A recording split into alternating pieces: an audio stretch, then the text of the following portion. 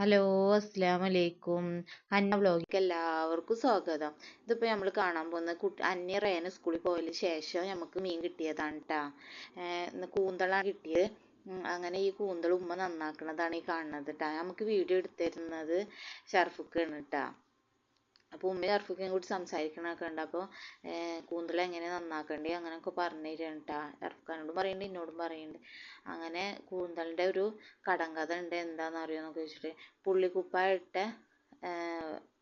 പുള്ളിക്കുപ്പായ ഇട്ടത്, പിന്നെ എന്താണ് ഒരു കുട്ടിസഞ്ചി നിറയെ കരി, പിന്നെ രണ്ട് വാള് ഇട്ടാ. അതൊക്കെയാണ് കൂന്തലിൻ്റെ കടകഥ. അതൊക്കെ ഉമ്മ അങ്ങനെ പറയാണ്. എന്നിട്ട് ഈ കൂന്തൽ നന്നായി കഴുകി വൃത്തിയാക്കിയതിന് ശേഷം ഈ കുക്കറിൽ മഞ്ഞളും ഉപ്പും ഇട്ടിട്ട് വേവിക്കുന്നതാണ് നമ്മൾ കാണുന്നത് കേട്ടോ. അത് വേവിക്കാൻ വെച്ചിട്ടുണ്ട്. പിന്നെ അതുപോലെ ഇതിലേക്കുള്ള മസാല തയ്യാറാക്കണം. റോസ്റ്റ് അല്ല ഉണ്ടാക്കണേ.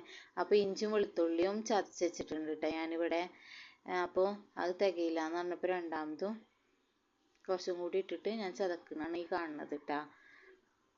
അങ്ങനെ അതിൻ്റെ പരിപാടി കഴിഞ്ഞിട്ട് എന്താ പറയുക, നമ്മൾ അതിലേക്കുള്ള സവാള, തക്കാളി, വേപ്പില, പച്ചമുളകാണ് കേട്ടോ. അതൊക്കെ അരിഞ്ഞ് വെച്ചതൊക്കെ അവിടെ വെച്ചിട്ടുണ്ട്. ഇനി ഇത് ഒരു പാത്രത്തിലേക്ക് വഴറ്റിയെടുക്കണം. അപ്പോൾ നമ്മൾ എളുപ്പത്തിന് വേഗം പണി കഴിക്കാൻ വേണ്ടിയിട്ടേ കുക്കറിൽ തന്നെ ഇത് വഴറ്റിയെടുത്തതാണ് കാണുന്നത് കേട്ടോ. എന്നിട്ട് പൊടികളൊക്കെ ഇട്ട് സവാളയും തക്കാളിയും വഴറ്റിയതിന് ശേഷം മല്ലിപ്പൊടി, മഞ്ഞൾപ്പൊടി, മുളകും പൊടിയൊക്കെ കുറേശ്ശെ ഇട്ട് ഗരം മസാലപ്പൊടി, കുരുമുളക് പൊടിയൊക്കെ ഇട്ട് വേവിച്ച് വെച്ച കൂന്തൽ ഇതിലേക്ക് കൊട്ടുന്നതാണ് കാണിക്കുന്നത് കേട്ടോ. അങ്ങനെ അതൊന്ന് തിളക്കണ വരെ നമ്മളൊന്ന് വെയിറ്റ് ചെയ്യണം കേട്ടോ. നല്ല മണം ഉണ്ടായിരുന്നു. ഇനി ഇതിൻ്റെ മേലെ കുറച്ച് വേപ്പില ഇട്ട് കൊടുത്താൽ മതി കേട്ടോ. ഇതോടുകൂടി ഇന്നത്തെ കൂന്തൽ റോസ്റ്റ് തയ്യാറായി. നിങ്ങൾക്ക് എല്ലാവർക്കും ഞങ്ങളുടെ വീഡിയോ ഇഷ്ടമാവുന്നുണ്ടെങ്കിൽ ഒന്ന് ലൈക്കും സബ്സ്ക്രൈബും ഷെയറും ചെയ്യണേ. അതുപോലെ ഇനിയുള്ള ഇതുപോലത്തെ വീഡിയോയുമായി ഇനിയും കാണാം.